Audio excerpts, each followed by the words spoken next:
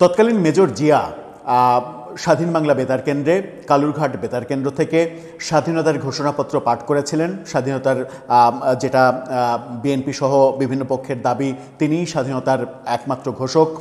আওয়ামী লীগের দাবি না, স্বাধীনতার ঘোষণা বঙ্গবন্ধু দিয়ে গেছেন। এই যে পাল্টাপাল্টি অবস্থান, এই পাল্টাপাল্টি অবস্থান থেকে আমরা এখনও মুক্ত হতে পারিনি এবং জাতিকে সঠিক তথ্য এখনও দিতে পারিনি। আওয়ামী লীগ ক্ষমতায় আসলে আওয়ামী লীগের মতো করে ইতিহাস বর্ণনা আমরা দেখি, বিএনপি ক্ষমতায় আসলে বিএনপির মতো করে ইতিহাস বর্ণনার ব্যাপারগুলো দেখি।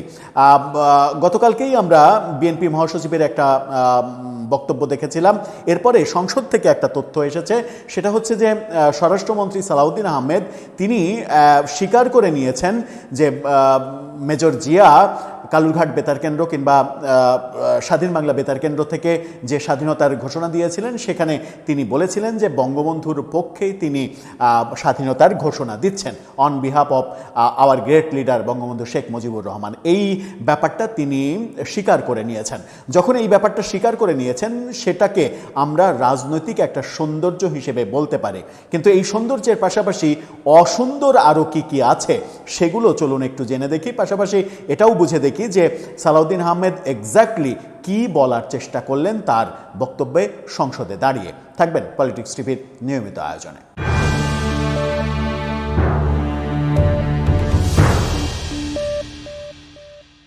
দর্শক, বলছিলাম সংসদে স্বরাষ্ট্রমন্ত্রীর বক্তব্যের কথা স্বাধীনতার ঘোষণা নিয়ে। তার আগে একটি মানবিক ব্যাপারে বলতে চাই।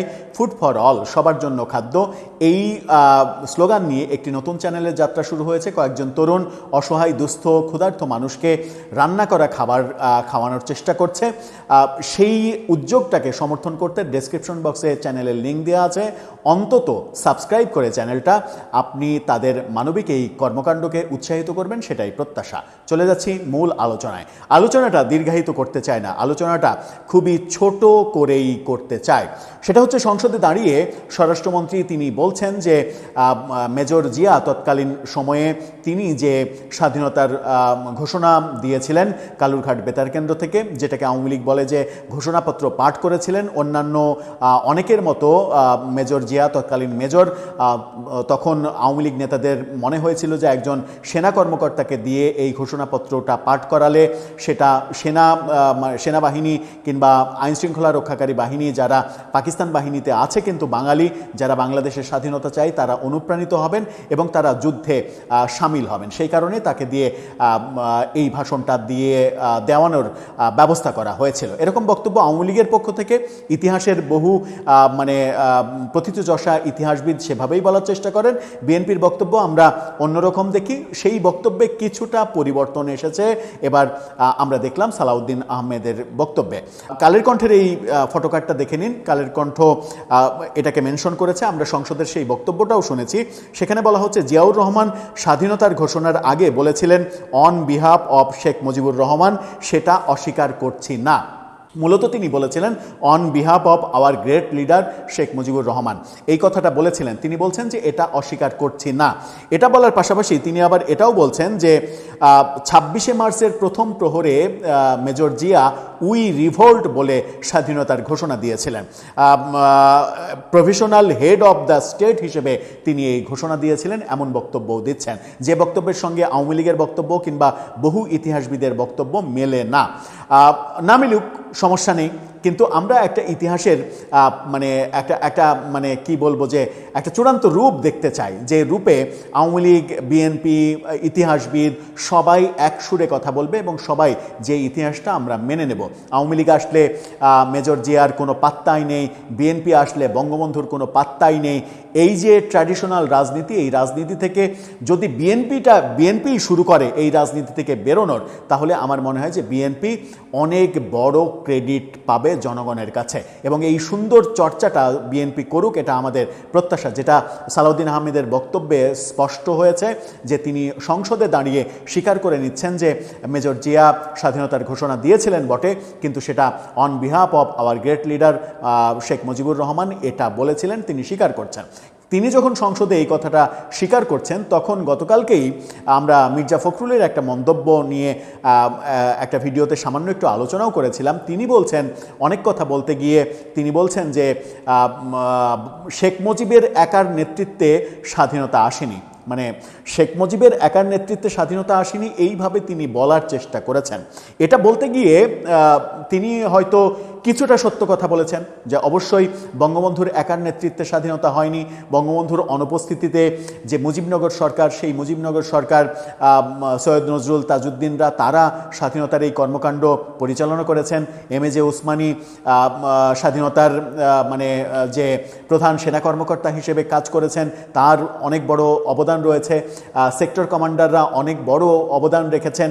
কিন্তু জাতিকে নেতৃত্ব দেওয়ার যে ব্যাপারটা, মানে বঙ্গবন্ধুর নামেই যে স্বাধীনতা হয়েছে, জয় বাংলা স্লোগান দিয়ে যে স্বাধীনতা হয়েছে, এই ব্যাপারটা যদি আপনি অস্বীকার করেন তাহলে ইতিহাসকে অস্বীকার করার মতো হয়। এই ব্যাপারটা অস্বীকার করা থেকে আমার মনে হয় যে বিরত থাকতে হবে। যেমন সালাউদ্দিন আহমেদ খুবই মানে মানে তার কথার অন্য কথার মধ্যে আবার প্রথম কথার একটা সাংঘর্ষিক ব্যাপারও খুঁজতে পারেন অনেকে। সেই সাংঘর্ষিক ব্যাপারে আমি যেতে চাই না, অন্তত এটুকুকে সাধুবাদ দিতে চাই যে তিনি বলছেন যে মেজর জিয়া তৎকালীন সময়ে বঙ্গবন্ধুর পক্ষেই স্বাধীনতার ঘোষণা দিয়েছিলেন। এই সত্যটুকু অন্তত মানে যদি সামনে আসে, এই সত্যটুকু নিয়ে যদি অন্তত ইতিহাস রচিত হয় কিংবা ইতিহাসের বর্ণনা হয়, সেটাও একটা বড় সৌন্দর্যের ব্যাপার হবে।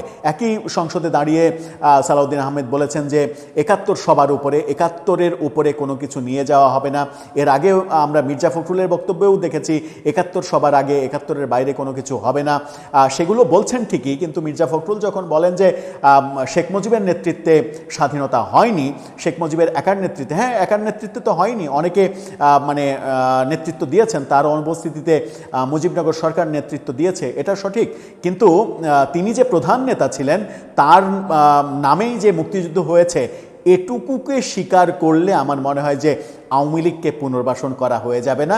কারণ আওয়ামী লীগকে পুনর্বাসন করার সঙ্গে বঙ্গবন্ধুর স্বাধীনতার জন্য যে অবদান, সেই ৫২ ভাষা আন্দোলন থেকে শুরু করে ৭১ পর্যন্ত মুক্তিযুদ্ধের প্রেক্ষাপট তৈরি করা এবং তার নেতৃত্বে ৭০-এর নির্বাচনে নিরঙ্কুশ বিজয় লাভ, এই যে ব্যাপারগুলো, ৬৯-এর গণ আন্দোলন সহ বহু ইতিহাসের সঙ্গে বঙ্গবন্ধুর যে অবদান এবং বঙ্গবন্ধুর মানে ৪,৫০০ দিন তার ব্যক্তিগত জীবনে রাজনীতি করতে গিয়ে যে জেল জীবন কাটানো, জেলে কাটিয়েছেন তার ৪,৬০০ দিনেরও বেশি, সেই অবদানগুলো আমার মনে হয় যে খাটো করলে যেটা হবে সেটা হচ্ছে যে বঙ্গবন্ধুকে খাটো করে আপনি মেজর জিয়াকে যখন বড় করতে চাইবেন, তখন আপনার অজান্তেই মেজর জিয়াও ছোট হয়ে যাবে, যেটা প্রেসিডেন্ট জিয়াউর রহমান, যিনি ১৯৮১ সালে শহীদ হয়েছিলেন, সেই শহীদ হওয়ার আগে পর্যন্ত কখনো নিজ মুখে বঙ্গবন্ধুকে অসম্মান করা কিংবা অস্বীকার করা,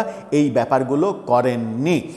আমার মনে হয় যে রাজনীতির সৌন্দর্য এভাবে তৈরি হোক, সালাউদ্দিন আহমেদ যেভাবে ব্যাপারটাকে স্বীকার করে নিলেন, উপস্থাপন করলেন সংসদে, রাজনীতিটা এরকম সৌন্দর্যমণ্ডিত হোক যে যার যত মানে ক্রেডিট রয়েছে, ইতিহাসে যতটুকু ক্রেডিটের যিনি প্রাপ্য, তাকে ততটুকু দিলে কেউ কখনো ছোট হয়ে যাবে না।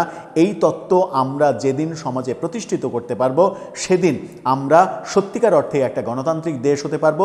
আমরা যতই ভারত বিরোধী আন্দোলন করি না কেন, ভারত বিরোধী বয়ান বাংলাদেশে দেওয়ার চেষ্টা করি না কেন, ভারতের গণতন্ত্র কোথায় গিয়েছে, সেখান থেকে আমরা অন্তত শিখতে পারি যে গণতন্ত্রের সৌন্দর্যটা আদতে কি। দেশের প্রশ্নে সবাই এক হওয়ার যে সৌন্দর্য, সেটা ভারত থেকে অন্তত আমরা শিখতে পারি। দর্শক, আপনার মতামত এই ব্যাপারে জানিয়ে লিখতে পারেন আমাদের কমেন্ট বক্সে।